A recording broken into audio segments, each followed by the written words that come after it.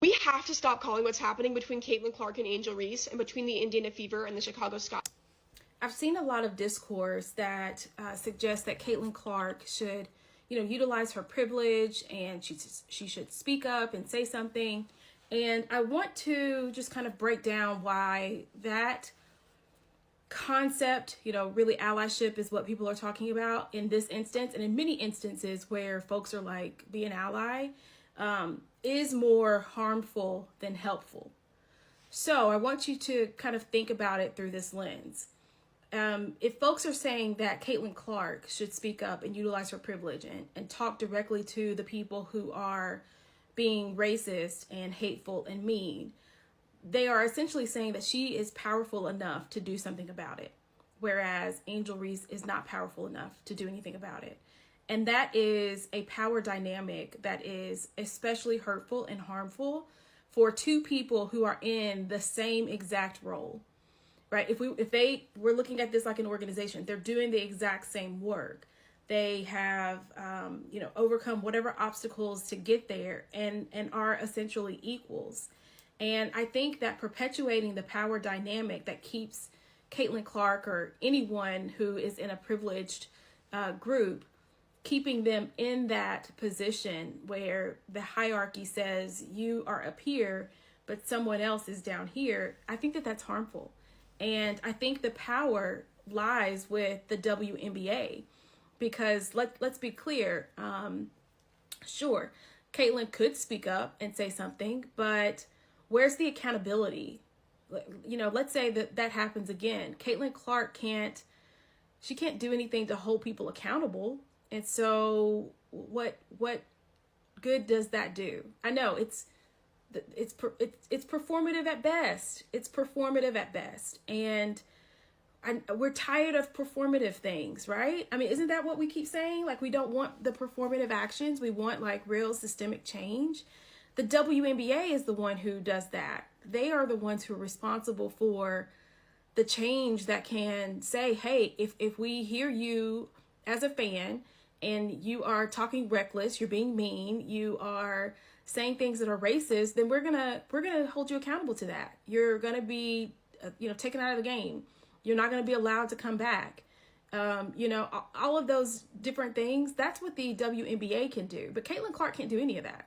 She has just as much power to do anything as Angel Reese. And I think that this talk of, well, she should speak up. Her silence is very telling. Yes, I mean, she could. But really, all of this smoke needs to be for the WNBA. The fact that they have not done anything about this says more about them. And really, I think their inability to keep players safe than anything. And when I think about allyship, I'm actually doing an entire series on this because I think that there are a lot of concepts that are floating around in the workplace, specifically around DEI, that are more harmful than helpful. And with allyship, there's always this talk of, if you're privileged, you should speak up, you should do something, you should say something.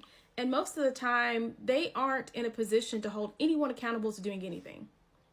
They can speak up, sure, but like I said, it's performative at best. It's just a gesture to show that they're doing something. And I don't know, in 2025, I need more than gestures. Like, I need the folks who are in the positions of power, who can facilitate change at a systemic level, who can create policies, can create laws, norms, all of those things.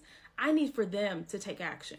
Like, I need for them to step into their power or to get out of the way. Because if they're not able to create solutions that prevent these attacks, if they're not able to create solutions that, ensure people are safe, both physically and psychologically, then they are not deserving of a position in leadership.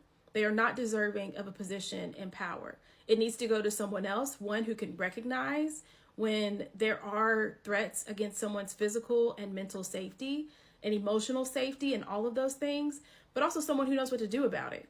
And I think we are putting way too much, giving Caitlin Clark way too much power that she literally just doesn't have. And I think that concept sometimes of allyship, it it's gone way too far.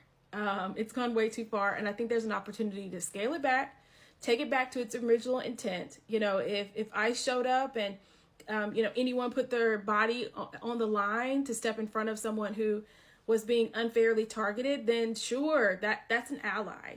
But to say that someone should release a statement that they probably didn't even write, like, come on, that's the bare minimum that I think is so unnecessary, and it's not actually getting to the root of what's happening here. And I think there's a lot that could happen, but 99.99999% of it has to come from the WNBA. Like, it has to be a top-down sort of thing. Something at the grassroots level from Caitlin Clark is not going to solve a lot. So I just wanted to put that out there, because I thought that this was the perfect example of what I mean when I say, allyship in its current form, it's not helpful, and in some instances may be harmful. And I think the WNBA has 100% of the responsibility to do something here. And if they don't, then I think that's a sign that they aren't willing to do anything, that they don't care, that they value the attention that this brings over the safety of its players. And I think that's creating a horrible culture for everyone, even the fans who are really serious and enjoy going to the games and watching the games. So, I think that there's an opportunity to hold their feet to the fire, WNBA's feet to the fire. And, really, I think the ball is in their court to do something about it.